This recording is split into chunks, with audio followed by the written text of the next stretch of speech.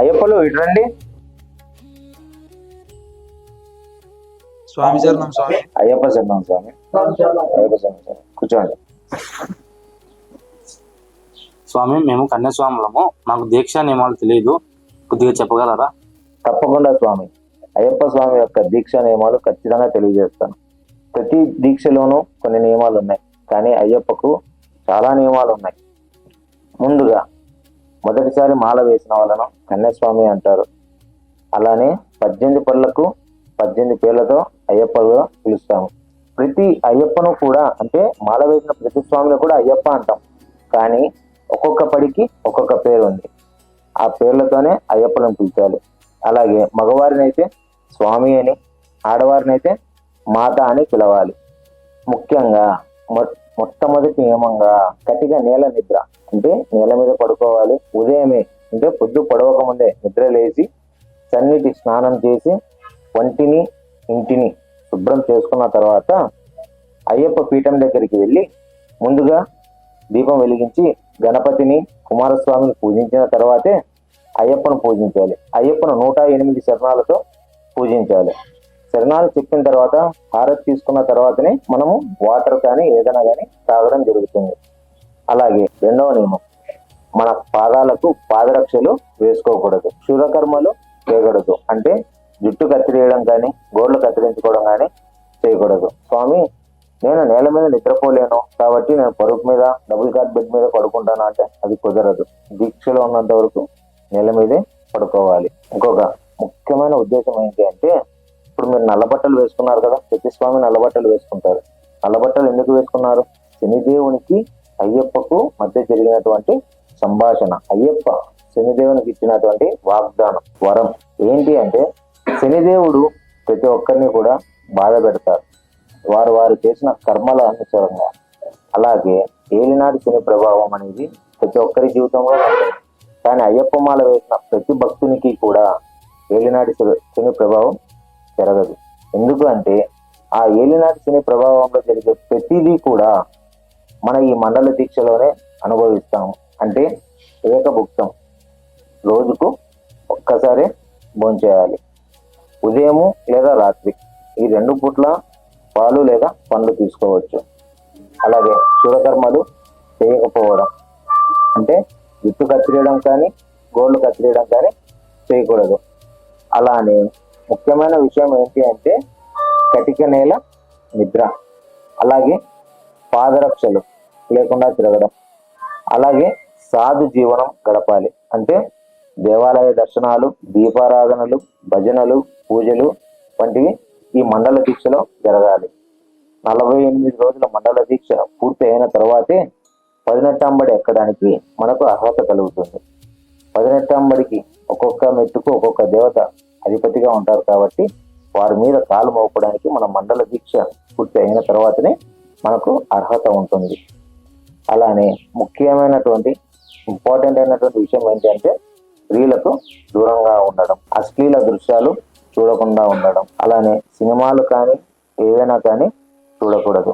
అలానే ఇంటి పరిస్థితులు తెలియకుండా ఇతరుల ఇళ్లలోకి ప్రవేశించకూడదు. మనిషి పరిస్థితి తెలియకుండా, అంటే ఎదుటి వ్యక్తి పరిస్థితి తెలియకుండా ఎదుటి వ్యక్తి మీద చేయి వేయడం కానీ లేదా అతని వాహనం ఎక్కడం కానీ చేయకూడదు.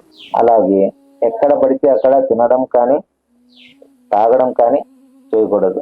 ఇలా ఎన్నో నియమాలు ఉన్నాయి. అలాగే మన అయ్యప్ప 5 కొండల మధ్యలో ఉంటాడు, కానీ శబరి పీఠం అంటారు. 5 కొండలు శ్రద్ధతో ఎక్కాలి. ఇరుముడిని కట్టేటప్పుడు కానీ ఇప్పేటప్పుడు కానీ గురువు ప్రాధాన్యం. కాబట్టి మన అయ్యప్ప మాలలో గురుస్వామికి సాక్షాత్తు అయ్యప్పతో సమానంగా గురుస్వామిని చూస్తాం. అయ్యప్ప నియమాలు అనేవి చాలా ముఖ్యమైన స్వామి. ప్రస్తుత కాలంలో అయ్యప్ప దీక్ష అనేది ఏదో టైంపాస్ కోసము లేదా అప్పుల బాధలు తప్పించుకోవడానికి మాత్రమే వేస్తున్నారు. కానీ అయ్యప్ప దీక్ష అనేది ఒక్కసారి చేస్తే తన తలరాతే మారిపోతుందని తెలుసుకోలేకపోతున్నారు. అయ్యప్ప దీక్ష చేయడం వల్ల ఎన్నో ప్రయోజనాలు ఉన్నాయి. తన యోగ స్థితి, భోగ స్థితి, ధ్యాన స్థితి మొత్తం మారిపోతుంది. అలాగే తన జీవితానికి తగిన పరమార్థం లభిస్తుంది. అయ్యప్ప అన్నిటినీ చూపిస్తాడు. అలాగే ప్రస్తుత కాలంలో మాలకున్నటువంటి ఎంతో మహిమ ఏంటి అంటే మత మార్పులను ఆపుతుంది. అలాగే కుల మత జాతి భేదాలను అయ్యప్ప మాల తీసేస్తుంది. అయ్యప్ప మాలలో ఉన్న ఏ ఒక్కరు కూడా మీరు ఆ కులమా ఈ కులమా అని అనరు. ఎదురైతే స్వామి శరణమని పలకరించుకుంటారే తప్ప ఇంకా వేరే పని ఏది చేయరు. అలానే కలియుగంలో మనం ఉన్నటువంటి కలియుగంలో మత మార్పులను ఆపగలిగేది కేవలం అయ్యప్ప మాల ఒక్కటే, ఈ మణికంఠ దీక్ష ఒక్కటే.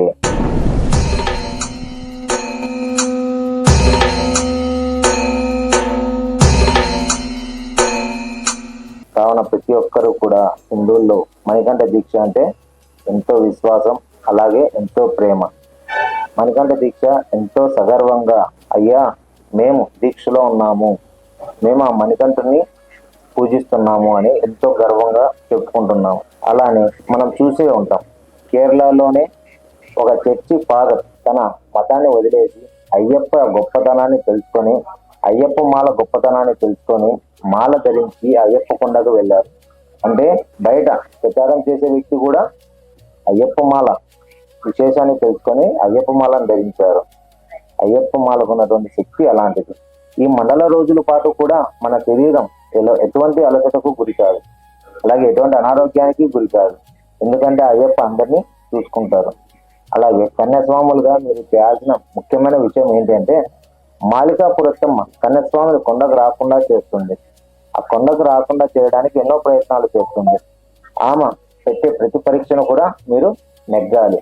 అంటే ప్రతి విషయంలోనూ ఆచితూచి అడుగులు వేయాల్సి వస్తుంది. కావున జాగ్రత్తగా ఉండాలి కన్యాస్వాములు.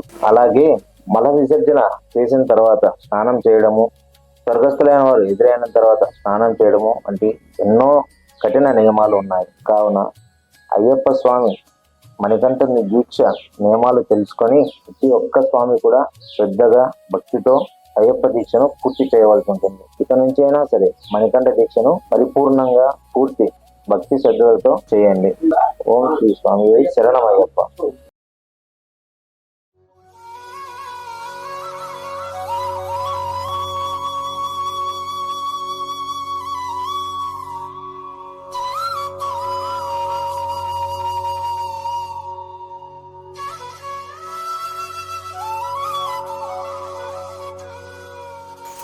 ఓం నమ శివాయ. ఓం శ్రీ స్వామి శరణమయ్యప్ప. స్వామి, నేను కూడా అయ్యప్ప స్వామి గురించి తెలుసుకోవాలనుకుంటున్నాను, కాస్త చెప్పగలవా? ఖచ్చితంగా స్వామి, నేను కూడా మొదటిసారి మాల వేశాను కన్యాస్వామిని. మా గురుస్వామి ఉన్నారు, మా గురుస్వామిని అడిగి తెలుసుకుందాం పదండి.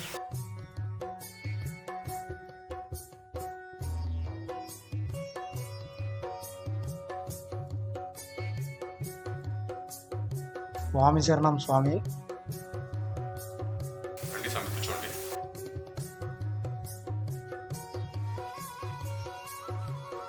గురుస్వామి అయ్యప్ప స్వామి గురించి మాకు కాస్త చెప్పగలరా? పూర్వము మహిషాసురుడనే ఒక రాక్షసుడు తాను పొందిన కొన్ని వరాల వల్ల మునులను ఋషులను తీవ్ర ఇబ్బందులకు గురి చేసేవాడు. మహిషాసురుడి యొక్క హింసలు భరించలేని మునులు దేవతలు ఆ జగన్మాత దగ్గరికి వెళ్ళి మొరపెట్టుకోగా ఆ జగన్మాత మహిషాసురుడిని వధించారు. మహిషాసురుడి మరణ వార్త విన్న మహిషాసురుడి చెల్లెలు మహిషి తన అన్న చావు కారణమైన దేవదేవతల మీద ఎలాగైనా పగ తీర్చుకోవాలనుకుంది. మహిషి మంత్రి సలహా మేరకు ఈ సమయంలో నువ్వు దేవదేవతలతో యుద్ధం చేస్తే నీకు కూడా మరణం సంభవించవచ్చు, కావున నువ్వు బ్రహ్మదేవునికి తపస్సు చేసి మరణం లేని వరాన్ని పొందు. బ్రహ్మదేవుని కోసం ఘోర తపస్సు చేసిన మహిషి బ్రహ్మదేవుని మెప్పించి మరణం లేని వరాన్ని కోరుతుంది. భూమి మీద పుట్టిన ప్రతి జీవికి మరణం తథ్యం. ఈ వరం కాకోకుండా మరొక వరం కోరుకోమన్నారు. ఇద్దరు పురుషుల కలయిక వల్ల జన్మించిన సంతానం చేతే నాకు మరణం సంభవించాలి. తదాస్తు అని బ్రహ్మదేవుడు మహిషికి వరాన్ని ప్రసాదించాడు. వరాన్ని పొందిన మహిషి వరగర్వంతో ఋషులను దేవతలను మునులను హింసించడం ప్రారంభించింది. మహిషి బాధలు భరించలేక దేవతలు బ్రహ్మదేవుని దగ్గరికి వెళ్లారు. బ్రహ్మదేవునితో కూడిన దేవదేవతలు శ్రీ మహావిష్ణువు దగ్గరికి వెళ్లారు. శ్రీ మహావిష్ణువు దగ్గరికి వెళ్ళిన బ్రహ్మదేవుడు దేవదేవతలు అందరూ కలిసి పరమశివుని దగ్గరికి వెళ్లారు. దేవదేవతలు పరమశివుని దగ్గరికి వెళ్లి మహిషి గురించి చెప్పగా మహిషి సమాధానానికి సమయం ఆసన్నమైందని చెప్పారు. శ్రీ మహావిష్ణువు మోహిని అవతారం ఎత్తారు. మోహిని అవతారం చూసిన మహావిష్ణువుడు మోహించి వారి ఇరువురి కలయిక వల్ల జన్మించిన బాలుడే మణికంఠుడు. పందల రాజ్యాన్ని పరిపాలించే పందలరాజు గొప్ప శివకేశవ భక్తుడు. కానీ ఆయనకు పిల్లలు లేరనే లోటు ఉండేది. ఒకసారి శివకేశవులకు పూజ చేసుకొని పంబా నది తీరానికి వెళ్ళగా మెడలో మణితో ఒక బాలుడు దొరికాడు. ఆ బాలుణ్ణి శివకేశుల ప్రసాదంగా భావించి తన రాజ్యానికి తీసుకెళ్లి మెడలో మణితో దొరికాడు కాబట్టి మణికంఠుడుగా నామకరణం చేసి అల్లారు ముద్దుగా పెంచసాగారు. ఆయన వచ్చిన వేళ విశేషం మహారాణి గర్భం దాల్చి ఒక మగ శిశువుకు జన్మనిచ్చింది. యుక్త వయసు వచ్చిన తర్వాత గురుకులానికి వెళ్ళిన మణికంఠుడు విద్యను అభ్యసించి విద్య నేర్పిన గురువుకు గురుదక్షిణగా వారి కుమారునికి మాటను కంటి చూపును ప్రసాదించాడు. విద్యను పూర్తి చేసుకున్న మణికంఠుడు తన రాజ్యానికి వెళ్తూ తన గురువు పాదాలకు నమస్కరించి మకర సంక్రాంతి నాడు మకర నక్షత్రంగా దర్శనమిస్తానని వరమిచ్చాడు.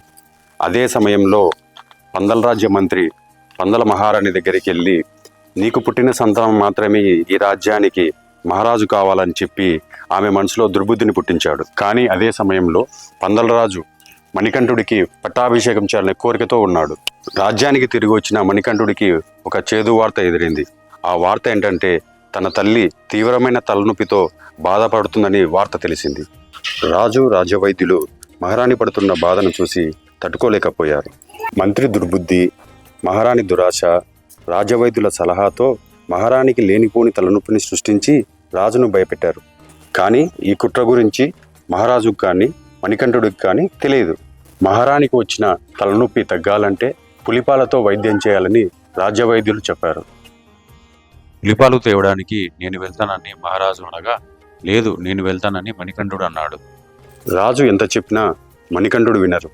ఆ సమయంలో మణికంఠుడికి కొన్ని ఆహార పదార్థాలను ఒక టెంకాయని 2 ముడులుగా కట్టించి అందించారు. దాన్నే ఇరుముడి అంటారు. ఒక పక్క అనేక బాధలు పడుతున్న ఇంద్రాది దేవతలు ఇదే సరైన సమయమని భావించి అడవిలోకి వచ్చిన మణికంఠుడి ముందు ఇంద్రాది దేవతలందరూ ప్రత్యక్షమయ్యారు. మణికంఠుడి జన్మరహస్యాన్ని ఇంద్రాది దేవతలు మణికంఠుడికి తెలియజేశారు. తన జన్మరహస్యాన్ని తెలుసుకున్న మణికంఠుడు మహిషిని యుద్ధానికి ఆహ్వానించాడు. మణికంఠుడికి మహిషికి జరిగిన ఘోర యుద్ధంలో మహిషిని మణికంఠుడు సంహరించాడు. ఇంద్రాది దేవతలు పులులుగా మారి మణికంఠుడిని తమపైన ఎక్కించుకొని పందల రాజ్యానికి తీసుకెళ్లారు. ఈ విషయం తెలుసుకున్న రాజు, రాణి, మంత్రి, సభలోని ప్రజలందరూ ఆశ్చర్యపోయారు. మనిషి కనపడితే చంపే పులులు మణికంఠుడికి వాహనంగా ఎలా మారాయని ఆశ్చర్యపోయారు. తన తప్పులను తెలుసుకున్న రాణి మణికంఠుడిని క్షమాపణ కోరగా, తల్లి ఇప్పుడు పుత్రుని క్షమాపణ కోరకూడదు అని తన అవతార వృత్తాంతం మొత్తం అంశాన్ని కూడా వారికి తెలియజేసి, ఇక నా స్థానం ఇది కాదు అని చెప్పగా, రానేమో అయ్యా అని, రాజేమో అప్ప అని పిలవగా, ఆ మణికంఠుడు అయ్యా అప్ప ఈ 2 పదాలు కలిపి ఇక నుంచి నన్ను అయ్యప్ప అని భక్తులు పిలుస్తారు అని వారికి కూడా వరం ఇచ్చారు. మణికంఠుడిని రాజును చేయాలని, రాజ్యపాలన చేయాలని ఆశతో ఉన్న రాజు, నాయన నీకోసం బంగారు ఆభరణాలు, కిరీటం చేయించని చెప్పగా, ప్రతి మకర సంక్రాంతి నాడు ఆ ఆభరణాలు ధరిస్తానని చెప్పారు. అలాగే తన గురుదక్షిణగా మకర నక్షత్ర రూపంలో దర్శనమిస్తానని, మకర జ్యోతిగా ప్రతి సంవత్సరం దర్శనం కోసం వచ్చిన వారికి వరమిస్తారు. ఇక నా స్థానం ఏది అనే ప్రశ్నకు నేను ఇచ్చే సమాధానం, నేను వేసిన బాణం ఎక్కడైతే పడుతుందో అక్కడ నాకు ఒక గుడిని కట్టిమని ఆజ్ఞాపించారు. వెంటనే విశ్వకర్మ ఆధ్వర్యంలో ఆ గుడిని కట్టడానికి పూనుకుంటారు. ఆ గుడికి 18 మెట్లు పెడతారు. ఆ బాణం పడిన చోటు 5 కుండల మధ్యలో ఉంటుంది. అదే శబరిపీఠం. దానికి ఆ పేరు రావడానికి కారణం, పూర్వం శ్రీ మహావిష్ణువు త్రేతాయుగంలో రాముడి అవతారంలో శబరి అనే ఆమెకు ఒక వరం ఇస్తారు. నేను మరలా నీ దగ్గరకు వస్తాను, కానీ రాలేకపోతారు. ఆ మాట నిలబెట్టుకోవడానికి ఆ మణికంఠుడు ఆమె ఆశ్రమానికి వెళ్తాడు. రామ, ఇంతకాలానికి నాపై దయ చూపావా, నన్ను వదిలిపోకు అని అడగ్గా, నీతోనే ఉంటాను అని ఆయన ఉండే పీఠం శబరిపీఠం అంటారు. ఆ 18 మెట్లు వినాయకుడు, శివుడు, పార్వతి, కుమారస్వామి, బ్రహ్మ, విష్ణువు, రంగనాథుడు, కాళీమాత, యముడు, సూర్యుడు, చంద్రుడు, కుజుడు, బుధుడు, గురుడు, శుక్రుడు, శనీశ్వరుడు, రాహువు, కేతువు, దేవతలు 18 తత్వాలైన చూడడం, వినడం, సువాసన, రుచి, స్పర్శ, కామం, దురాశ, క్రోధం, లోభం, మోహం, మదం, మాత్సర్యం, దాంభికం, సాత్వికం, రాజసం, తామసం, విద్య 2 గుణాలను తెలియజేసే విధంగా స్వామి తత్వాధీనుడే ఉన్నాడు. ఆలయానికి తత్వమహి అని కూడా వ్రాసి ఉంటుంది. దత్తాత్రేయుని భార్య అయిన లీల చేసిన తప్పుకు శిక్షగా ఆయన శాప ఫలితంగా ఆడమహిషిగా జన్మిస్తుంది. మహిషి మరణం తర్వాత మళ్ళీ ఆమెకి శాప విమోచనం కలిగి లీలగా పునర్జన్మ లభిస్తుంది. దానికి ప్రతిఫలంగా అయ్యప్పను వివాహం చేసుకొని కోరగా ఎప్పుడైతే నా దర్శనం కోసం వచ్చే భక్తులు నా మాల ధరించి 48 రోజులు కఠిన దీక్షతో ఇరుముడితో నా దర్శనం కోసం వస్తారో అలాంటి వారిలో కన్యాస్వామి ఎప్పుడైతే రారో ఆ సంవత్సరం నేను వివాహం చేసుకుంటానని వరం ఇస్తాను. అంతవరకు నా గుడి పక్కనే మాలికాపురం మాతగా అనే పేరుతో నాతో పాటు నా కొండ మీద ఉండవచ్చని వరం ఇస్తారు. అందుకే అయ్యప్పకు కన్యాస్వామి అంటే ఎంతో ప్రీతి. అయ్యప్ప శరణం స్వామి. అయ్యప్ప చరిత్ర గురించి తెలియజేసినందుకు ధన్యవాదాలు.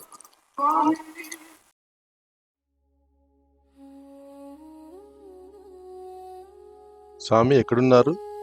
ఆఫీస్లో ఉన్నాను, రండి. వస్తున్నా స్వామి.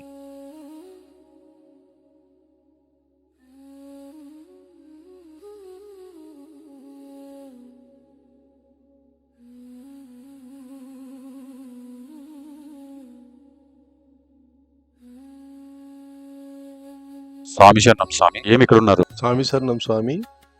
కేశవ స్వామి కోసం వచ్చాను నేను స్వామి. కూడా కేశవ స్వామి కోసమే వచ్చాను.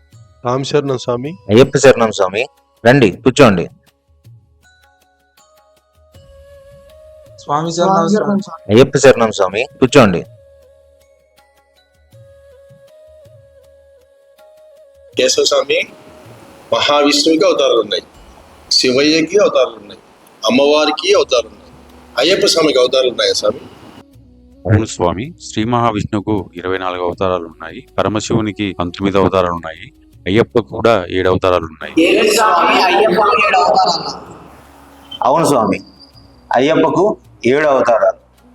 పూర్వం ఒకరోజు కైలాసంలో పార్వతీ పరమేశ్వరులు ఇద్దరు మాట్లాడుకుంటున్న సమయంలో, నాదా రాబోయేది కలికాలం, అసలే ధర్మం అనేది అసలు ఉండదు, నిలబడదు కదా, మరి జీవనం ఎలా సాగుతుంది అని పార్వతీమాత పరమేశ్వరుని అడగగా, పరమేశ్వరుడు, దేవి, కలికాలంలో ఎక్కడైతే ధర్మం నశిస్తుందో ఆ చోట నేను శాస్త్రగా అవతరిస్తాను.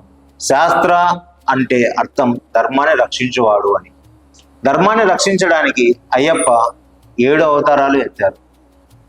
మనకు తెలిసిన అయ్యప్ప కేవలం శబరిమల అయ్యప్పగా మనం తెలుసుకుంటాం, కానీ అయ్యప్పకు 7 అవతారాలు ఉన్నాయి. అలాగే శ్రీ మహావిష్ణువుకు 24, అలాగే పరమేశ్వరునికి 19, దుర్గామాతను మనం నవరాత్రిలో కొలుస్తున్నాం కదా, ఇలానే అయ్యప్పకు కూడా 7 అవతారాలు ఉన్నాయి. ఆ 7 అవతారాల్లో వాటి పేర్లు కూడా మనం తెలుసుకోవాలి కదా.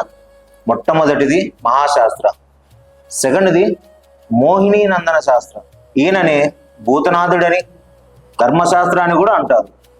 మూడోది పూర్ణ పుష్కల సమేత శాస్త్ర. మనము శరణాలు చెప్తూ ఉంటాం, వాటిలో పూర్ణ పుష్కల నాథనే శరణమయ్యప్ప అంటాం. అంటే ఏమిటి అనేది కూడా మనం తెలుసుకోవాలి కదా. పూర్ణ పుష్కల అనే ఇరువురి భార్యలతో ఉన్నటువంటి శాస్త్ర అవతారమే పూర్ణ పుష్కల శాస్త్ర. 7 శాస్త్ర అవతారాల పేర్లు కూడా మనం తెలుసుకోవాలి కదా. 1 మహాశాస్త్ర, సెకండ్ మోహిని నందన శాస్త్ర, ఈయననే భూతనాథుడని ధర్మశాస్త్ర అని కూడా అంటారు. మూడవది పూర్ణ పుష్కల సమేత శాస్త్ర. ఈ పేరును మనము శరణాలలో కూడా చెప్తుంటాము. పూర్ణ పుష్కల నాథని శరణమయ్యప్ప అంటుంటాం, ఓకేనా. అలాగే 4వది గోషస్పతి శాస్త్ర, ఈయన మహిషిని చంపినటువంటి శాస్త్ర అవతారం. అర్థమవుతుందా మనకు? ఎందుకంటే మనము అయ్యప్ప అంటాం, అయ్యప్ప అవతారాల్లో ప్రధానమైనదే గోషస్పతి శాస్త్ర. అలాగే 5వది కిరాత శాస్త్ర. ఈ కిరాత శాస్త్ర అనేది అయ్యప్ప అవతారాల్లో అతి కీలకమైనటువంటి అవతారం. ఇది ఏంటంటే భూత, ప్రేత, నరఘోష ఇలాంటి ఏది కూడా మన దరి చేరనివ్వనటువంటి, అంటే ఆయన భక్తుల వెనుకంబడి ఆయన ఉంటూ ఆయన భక్తులకు ఎటువంటి లోటు రానికుండా చూసేటటువంటి శాస్త్రనే కిరాత శాస్త్ర. అలానే 6వది శబరిమల అయ్యప్ప శాస్త్ర, ఈయనది 10వ శతాబ్దంలో ఇది జరిగింది. అలాగే 7వది కేరళ అయ్యన్నార్ శాస్త్ర, ఇది 11, 12 శతాబ్దాల మధ్యలో జరిగింది. అర్థమవుతుందా మనకు? అయ్యప్పకు 7 అవతారాల యొక్క విశిష్టతలు, వాటి పేర్లు. అవును స్వామి, ఎరిమేలి గురించి కాస్త చెప్పగలరు? తప్పకుండా స్వామి. ఎరిమేలి అన్నది శబరిమలకు మొదటి స్థానం. ఎందుకనగా పందల రాజు ఎంతో ప్రేమతో కట్టించినటువంటి గుడి శబరిమలలో ఉంటే, అలాంటిదే మన ఎరిమేలిలో కూడా ఉంది.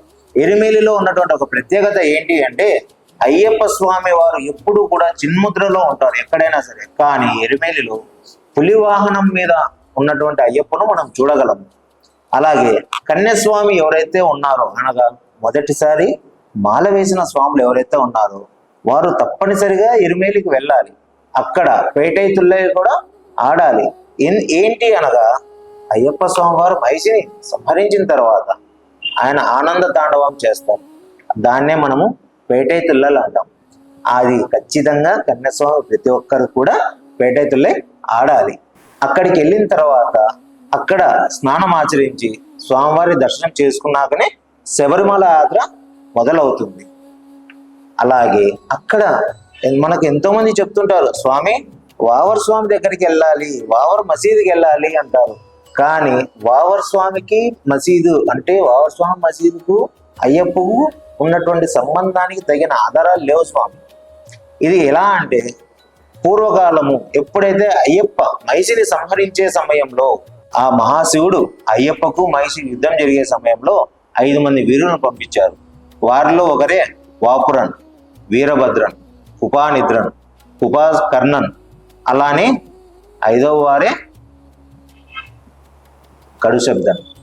ఈ 5 మంది వీరులలో ఒకరైన వాపురన్నే కాలక్రమేణా హిందువుల మీద జరిగిన కుట్రలలో భాగంగా వావర్ స్వామిగా చిత్రీకరించారే తప్ప వావర్ స్వామి జననము మరణము ఈ రెండిటికి ఎటువంటి ఆధారాలు లేవు.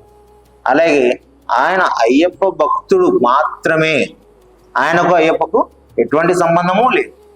ఇది ఎరిమేలిలో జరుగుతున్నటువంటి అనాది నుంచి జరుగుతున్నటువంటి ఒక ఆచారం. ఎరిమేలి గురించి అర్థమైందా స్వామి? 1820లో అప్పటి కాలం పద్ధతుల ప్రకారం అయ్యప్ప స్వామి యొక్క 18వ పడికి చీలికలు రాకుండా పూతలు వేయడం జరిగింది. అలాగే ఆ పడికి కవచాన్ని కూడా ఏర్పాటు చేయడం జరిగింది. అప్పటి కాలంలోనే ట్రావెన్కోర్ దేవస్వామి బోర్డు వారు వావర్ స్వామి గురించి ఎటువంటి ప్రస్తావన కూడా చేయలేదు. చాలా బాగా చెప్పారు స్వామి. కొత్త విషయాలు తెలుసుకున్నందుకు చాలా ఆనందం ఉంది స్వామి. మండలం అంటే ఎన్ని రోజులు స్వామి? చాలా మంచి ప్రశ్న అడిగావు స్వామి. సాధారణంగా మండలం అంటే అందరూ కూడా 41 రోజులు అని చెప్తారు. కానీ వాస్తవానికి మండలం అనగా 48 రోజులు. 3 పక్షములు అనగా పక్షం అనగా 15 రోజులు అంటే 3 పక్షములు 45 రోజులు, ప్రాయచిత్తములు 3 రోజులు అనగా మొత్తం కలిపి 48 రోజులు. మండలం అంటే తెలుసుకున్నారు కదా, మరి మండల దీక్ష కూడా 48 రోజులు పూర్తి చేస్తేనే మనం 18వ పడి మీద అడుగు పెట్టడానికి అర్హులం అవుతాం. ఓకేనా? 48 రోజుల దీక్ష అనేది కంపల్సరీ మనము చేయాలి. చేసిన తర్వాతనే మన దీక్ష అనేది సంపూర్ణం అవుతుంది.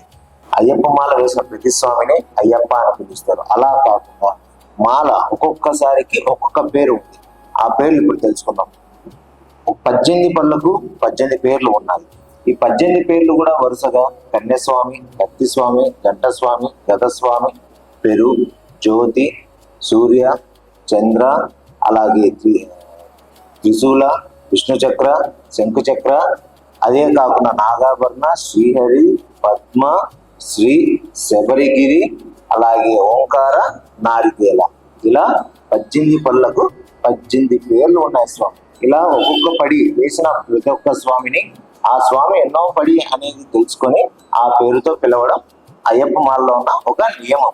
స్వామి, శబరిమల ధ్వజస్తంభం మీద గుర్రం ఎందుకు ఉంటుంది స్వామి? మన హిందూ ధర్మంలో ధ్వజస్తంభానికి చాలా ప్రాముఖ్యత ఉంది. పూర్వం ఒక రాజు ఉండేవాడు, ధర్మధ్వజుడు ఆయన పేరు. ఆయన గొప్ప మహావిష్ణు భక్తుడు. ఆయన శ్రీకృష్ణుని గురించి ఘోర తపస్సు చేస్తాడు. అయితే శ్రీకృష్ణుడు ప్రత్యక్షమైన తర్వాత ఆయన ఒక వరం అడుగుతాడు. ఏంటయ్యా వరము, ఏం కావాలి నీకు అంటే, స్వామి నేను ఎల్లప్పుడూ నీతో పాటు ఉండే వరాన్ని ప్రసాదించు అని అడుగుతాడు. వెంటనే శ్రీకృష్ణ పరమాత్ముడు తదాస్తు, నీవు ఎల్లప్పుడూ ప్రతి దేవుని గుడి ముందర, ప్రతి దేవత గుడి ముందర నీ దర్శనం అయిన తర్వాతనే స్వామివారి దర్శనం అవుతుంది అని వరం ఇస్తారు. అలా ఏర్పడినదే ధ్వజస్తంభం. ధర్మధ్వజుని యొక్క గుర్తుగా వచ్చినదే ధ్వజస్తంభం. అయితే శబరిమలలో ఉన్నటువంటి ధ్వజస్తంభానికి ఒక ప్రత్యేక స్థానం ఉంది. ఏంటయ్యా అంటే, ఇక్కడ ధ్వజస్తంభం పైన గుర్రం ఉంటుంది. వాస్తవానికి అయ్యప్ప స్వామికి పులి వాహనం అంటారు. అలానే మనం నిన్న చెప్పుకున్న విధంగా అయ్యప్ప స్వామి అవతారాలలో గుర్రం కూడా ఒక వాహనంగా ఉంది.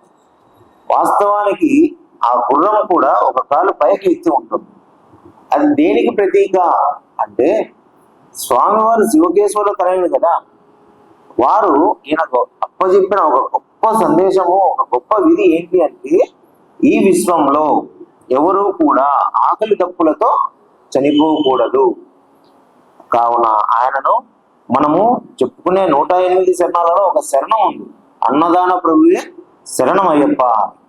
అంటే ఎవరు కూడా ఆకలి దప్పులతో చనిపోకుండా చూడడానికి ఆయనకు ఒక విధి ఉంది. అందుకే లక్షల మంది రాని, కోట్ల మంది రాని, ఎంతమంది అన్నారు ప్రతి ఒక్కరికి కడుపు నింపించి పంపుతాడు ఆయన. అలానే హరివరాసనం, ఆయన జోలపాట అయిపోయిన తర్వాత ఆ గుర్రం ఎక్కి విశ్వమంతా ప్రయాణించి ఎక్కడా కూడా ఎటువంటి లోటు జరగకుండా చూసుకునే విధి ఆయన. అందుకే ఆ గుర్రము ఎప్పుడూ వాళ్ళు పైకి ఎత్తి స్వామి నీ సేవకు నేను సిద్ధంగా ఉన్నాను అనే చిహ్నంగా మనకు కనబడుతుంది. స్వామి మకర జ్యోతి అనగా ఏమి, దాని ప్రాముఖ్యత చెప్పగలుగుతారా? అతి ముఖ్యమైన ప్రశ్న అడిగారు స్వామి. అయ్యప్ప మాలలో మకర జ్యోతికి ఉన్న స్థానం చాలా పెద్దది. మకర జ్యోతి మనం అయ్యప్పని 108 నామాల్లో ఒక నామంగా జ్యోతి స్వరూపనే శరణం అయ్యప్ప అంటాం. మకర జ్యోతి 3 సార్లు కనిపిస్తుంది స్వామి. 3 సార్లు వచ్చేసి తమస్, రజస్, సత్వ, ఈ 3 గుణాలకు అది ప్రతీక. అది ఎలా అంటే ఆ మహాశివుడి యొక్క త్రిశూలం ఉన్నటువంటి 3 చువ్వలకు ఇది ప్రతీకగా ఉంది. తమస్, రజస్, సత్వ, ఈ 3టికి కూడా మనం అర్థాలు తెలుసుకోవాలి. తమస్ అంటే అజ్ఞానము, రజస్ అంటే శరీర కోరికలు, సత్వ అంటే శుద్ధత. ఈ 3 కోరికలకు ప్రతీకగానే మకర జ్యోతి 3 సార్లు కనిపిస్తుంది స్వామి. మకర జ్యోతి మకర సంక్రాంతి నాడు కనిపిస్తుంది. ఇది శబరిమలకు 4 కిలోమీటర్ల దూరంలో ఉన్న పొన్నమ్మల మేడ మీద కనిపిస్తుంది.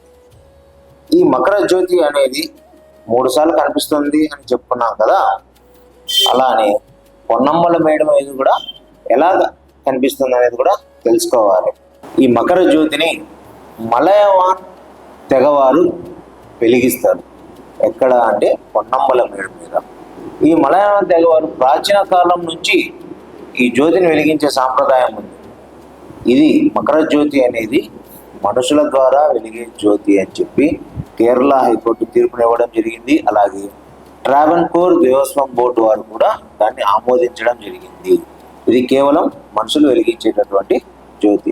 స్వామివారు మకర నక్షత్రంగా, మకర జ్యోతిగా, మకర సంక్రాంతి నాడు తిరువాభరణధారిగా దర్శనమిస్తారు. ఆయన యొక్క ఆభరణాలు పందల రాజ్యం నుంచి శబరిమలకు వస్తాయి. హరివరాసం యొక్క ప్రాముఖ్యత గురించి చెప్తారా స్వామి?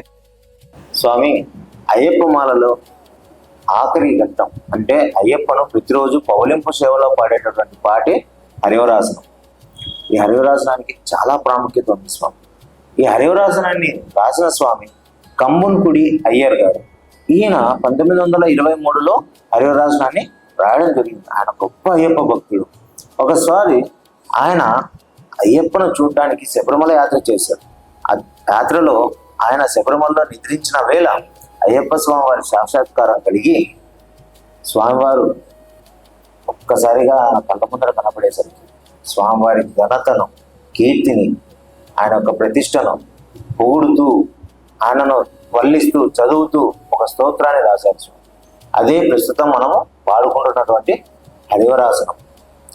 ఈ హరివరాసనం అనేది ప్రతి అయ్యప్ప మదిలోనూ, అయ్యప్ప గుడిలోనూ నిద్రించే వేళ స్వామివారికి పౌలింపు పాటగా మనం ప్రస్తుతం పాడుకుంటున్నాము, వింటున్నాము, పాడుతున్నాము.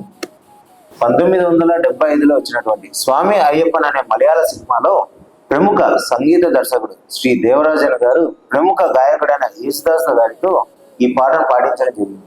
ఇది రిలీజ్ అయిన కొద్ది కాలం తర్వాతనే మనకు ట్రావెన్కోర్ దేవస్వం బోర్డు వారు స్వామివారికి పాడేటటువంటి పవలింపు పాటగా ఈ పాటను అధికారికంగా గుర్తించడం జరిగింది. స్వామి, హరివరాసనం అంటే అర్థం ఏంటి స్వామి? హరివరాసనం అంటే హరిహరుల వడిలో సేద తీరుతున్న స్వామి అని అర్థం.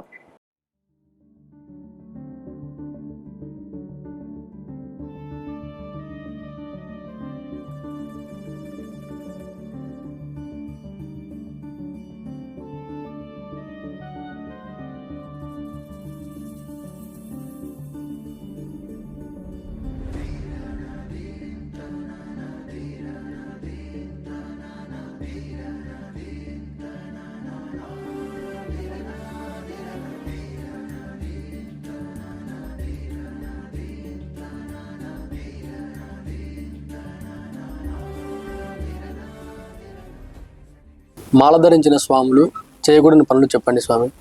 చెప్తాను స్వామి. ఇందులో మొదటి నియమం పొద్దు పొడిచేంత వరకు నిద్రించడం. రెండవది మంచం మీద పరుపుల మీద నిద్రించడం. మూడవది 3 పూటల భిక్ష చేయడం, అంటే ఏకభుక్త భోజనం చేయాలి, అంటే ఒక పూట మట్టుకే భోజనం చేయాలి. ఉదయము రాత్రిపూట పాలు కానీ పండ్లు కానీ ఆహారంగా తీసుకోవాలి.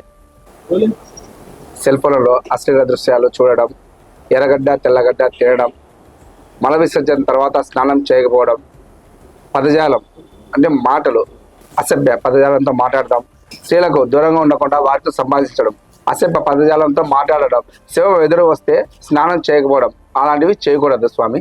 పరిస్థితులు తెలుసుకోకుండా ఇతరులు వెళ్ళడం కానీ, పరిస్థితులు తెలుసుకోకుండా ఇతరుల వాహనాలు ఎక్కడం కానీ వంటివి చేయకూడదు. మాలధారణలో ఉన్నప్పుడు క్షౌరం చేయడం కానీ, గోర్లు కత్తిరించాలని పనులు చేయకూడదు. స్వామి, కన్యస్వామి యొక్క నియమాలు చెప్పగలరా? స్వామి, మాల అంటే అయ్యప్ప మాల కావచ్చు, శివమాల కావచ్చు, ఏదైనా సరే మాల తీసుకున్నటువంటి భక్తులు ఎవరైనా సరే వేకువజామునే నిద్ర లేవాలి, చల్లనీటితో స్నానం చేయాలి, అది కూడా తల స్నానం చేయాలి. తన ఇంటిని వంటిని శుభ్రం చేసుకున్న తర్వాత స్వామివారి పటం దగ్గరికి వెళ్ళేసి ముందుగా గణపతిని, అలాగే కుమారస్వామిని, అలాగే అయ్యప్పను 108 శరణాలతో పూజించాలి. అలాగే ఏకభుక్త భోజనం చేయాలి, అంటే రోజులో ఒక్కసారి భోజనం చేయాలి. అలాగే సాధు జీవనం గడపాలి, క్షురకర్మ చేయకూడదు. ఇంతేకాకుండా వీలైనంత వరకు కూడా మనము ఇతర ప్రదేశాలకు వెళ్లకుండా గుడిలోను అలాగే మన ఇంటిలోను జీవనం గడపాలి. అంతేకాకుండా మనము చేసే ప్రతి పనిలోను, అంటే మాట్లాడేటప్పుడు కానీ చూసేటప్పుడు కానీ ఏదైనా సరే, మాట్లాడేటప్పుడు అయితే స్వామి అని పిలవడం, ఆడవారినైతే మాత అని పిలవడం జరగాలి. అంతేకాకుండా మనము నడుస్తున్నా లేదా వెళుతున్నా ఎప్పుడైనా సరే మన కంటిని అలాగే నోటిని శుద్ధంగా ఉంచుకోవాలి. అసభ్య పదజాలాన్ని వాడకూడదు.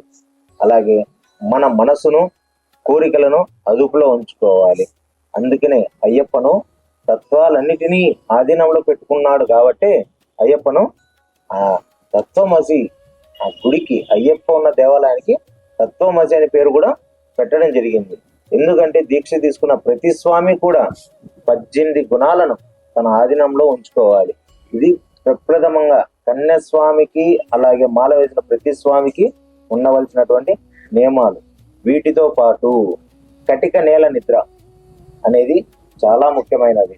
చన్నీటి స్నానం, కటిక నేల నిద్ర, ఈ రెండు అనేది మన దేహానికి, మన మనస్సుకు రెండిటికి ఉపయోగపడేది.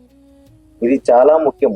దీక్షలో మాల ధరించిన ప్రతి స్వామి కూడా ప్రతిరోజు దేవాలయ దర్శనం తప్పనిసరి. భజనలకు, పూజలకు వెళ్ళాలి. మీరు పూజలకు వెళ్ళినప్పుడు వారు ఇచ్చే కాసు అంటే నాణ్యం, ఆ నాణ్యాన్ని అయ్యప్పకు చేర్చడం బాధ్యత అనేది ప్రతి ఒక్క స్వామి మీద ఉంటుంది. ఆ నాణ్యమే వారి యొక్క కోరికలను అయ్యప్పకు తెలియజేస్తుంది. అంతేకాకుండా దేవాలయం దర్శనంతో పాటు నదీ స్నానం, తీర్థయాత్రలు ఇవి చాలా ప్రధానం. అలానే స్త్రీలతో మాట్లాడేటప్పుడు వారికి దూరంగా ఉండాలి. అంతేకాకుండా మనము అంటే మాల తీసుకున్నటువంటి స్వాములు వేరే వాళ్ళ గృహాలకు అంటే ఇంటికి వెళ్ళినప్పుడు బయట నుంచి స్వామి ఇంటిలోనికి రావచ్చా అని అడిగి లోపలికి వెళ్ళవలసి ఉంటుంది. అలానే మనం బైక్లో కానీ లేదా ఇతర వాహనాల్లో అంటే మనం పర్సనల్గా వెళ్ళేటప్పుడు వారిని వివరాలు అడిగి ప్రయాణించాలి. అంతేకాకుండా స్వర్గస్థులైన వారు ఎదురైనప్పుడు స్నానం చేయడం ఎంతో అవసరం. మనం దీక్షలో ఉన్నంత కాలం మన మనస్సు, మన శరీరము, మన కళ్ళు ప్రతిదీ కూడా మన ఆధీనంలో ఉండాలి. అలా ఉన్నప్పుడే ఆ తత్వమసిని దర్శించుకోగలం, తత్వమసిని అనుభవించగలం. మాల ధరించిన ప్రతి స్వామి కూడా ప్రతిరోజు దేవాలయ దర్శనం కంపల్సరీగా చేసుకోవాలి. అలాగే మొదటిసారి మాల వేసిన స్వామిని కన్యస్వామి అని పిలుస్తాం.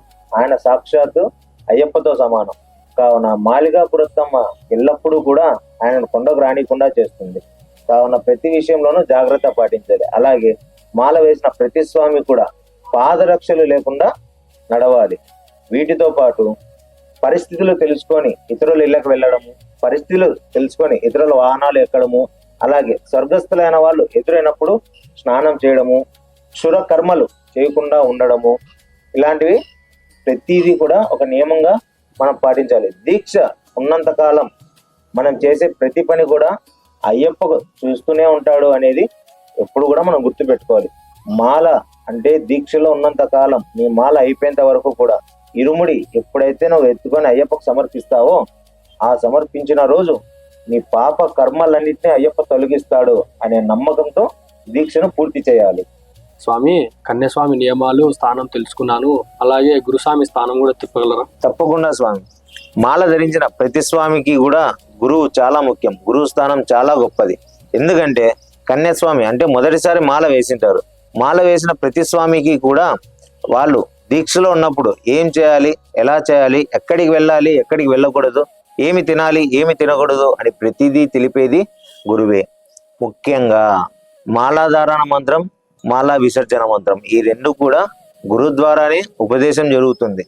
అంటే మాల ఎలా ధరించాలి, ఎలా విసర్జన చేయాలి, ప్రతిదీ కూడా గురువే తెలియజేస్తారు. అలాగే అయ్యప్ప తన విద్యను అభ్యసించడానికి గురువు దగ్గరికి వెళ్తారు. ఆయనకి ఇచ్చిన వరం పుణ్యంగానే మనం ఈరోజు మకర సంక్రాంతి రోజు మకర నక్షత్రాన్ని అలాగే మకర జ్యోతిని చూస్తున్నాం. అంటే గురువుకు అంత గొప్ప స్థానం ఉంది. మకర జ్యోతిగా ఆయన దర్శనం ఇస్తున్నాడంటే ఆ రోజు ఆ గురువుకి ఇచ్చిన వరమే కదా. అంటే గురుస్థానం చాలా గొప్పది. అలాగే దీక్ష తీసుకున్న ప్రతి స్వామి కూడా తన గురువుతో పాటు ఉంటూ కొత్త కొత్త విషయాలను, నియమాలను, అలాగే దీక్షలోని విషయాలను, మనం ఏ దీక్ష అయితే తీసుకున్నామో, అయ్యప్ప దీక్ష కావచ్చు, శివ దీక్ష కావచ్చు, ఏదైనా తీసుకున్నామో ఆ దేవుని గురించినటువంటి విషయాలను తెలుసుకోవడం, వారి జననం, అవతరణం, అలాగే వారి జన్మ ఉద్దేశము, వాళ్ళు ఏ విధంగా వచ్చారు అనేది ప్రతి విషయాన్ని కూడా తెలుసుకోవాలి. అంటే గురువుకు ఉన్నటువంటి స్థానము చాలా గొప్పది. ప్రతి ఒక్కరూ కూడా ఆ స్థానాన్ని గుర్తించి గురువును పూజించడం, ఆయన నుంచి కొత్త విషయాలను ఆర్జించడం చేయాలి. స్వామి, ఇంకొక ప్రధాన విషయం ఉంది. మనం దీక్ష పూర్తి చేసిన తర్వాత ఇరుముడి కడతాం. ఇరుముడి అనేది చాలా ప్రధానమైన అంశం. ఈ 48 రోజుల దీక్ష అయిపోయిన తర్వాత ఆ దీక్షను అయ్యప్పకు సమర్పించడానికి తీసుకువెళ్లే వస్తువే ఇరుముడి. ఆ ఇరుముడిని కట్టడం, అలాగే కొండ చేరిన తర్వాత ఈ ఇరుముడిని ఇప్పడం, ప్రతిదీ కూడా గురుస్వామే చేయాలి. అంటే గురువుకు ఉన్న స్థానం అది. అలాగే ఇరుముడిని తలపైకి ఎత్తడం, అలాగే మన తల మీద నుంచి దించడం కూడా గురుస్వామే చేయాలి. అంటే మాల వేసినప్పటి నుంచి, ఇరుముడి కట్టినప్పటి నుంచి, ఇరుముడి దించడం, మాల విసర్జన చేయడం, ఈ ప్రతిదీ కూడా గురుస్వామి చేతుల మీదుగానే జరగాలి. స్వామి, గురువుకు అంత గొప్ప స్థానం ఉంది.